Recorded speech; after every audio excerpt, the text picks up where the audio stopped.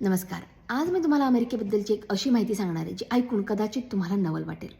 तुम्ही ज्यावेळेस भारतामध्ये कुठलेही अंडर कन्स्ट्रक्शन घर घेणार आहात त्यावेळेस पेमेंटची प्रोसेस कशी असते, जसा जसा बिल्डरचं बांधकामाची प्रोग्रेस होतीये त्या टप्प्याटप्प्याने तुम्ही बिल्डरला पैसे पे करता. पण अमेरिकेमध्ये ह्याच्या अगदी विरुद्ध आहे. इथं ज्यावेळेस तुम्हाला अंडर कन्स्ट्रक्शन घर घ्यायचे किंवा घर स्क्रॅचपासून बांधायचे त्यावेळेस तुम्ही बिल्डरकडे जाता.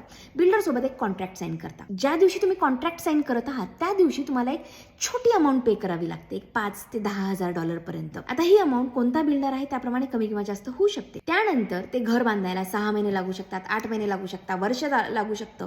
त्या पूर्ण वेळामध्ये तुम्हाला कुणालाही कसल्याही प्रकारचं पेमेंट करायची गरज नाही. बिल्डर स्वतःच्या खिशातून पैसे घालून सगळं घर संपूर्णपणे तयार करतो.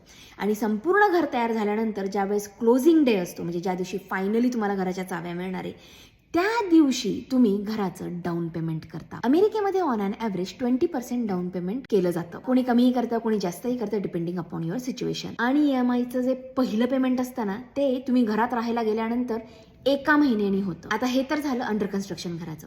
But what if it is a resale home किंवा इन्व्हेंटरी होम, म्हणजे बिल्डरनी एक ब्रँड न्यू घर बांधलंय आणि ते त्याला विकायचंय. Same thing.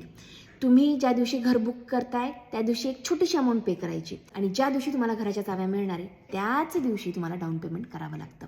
आणि अगेन EMIचं पेमेंट 1 महिन्याने होतं.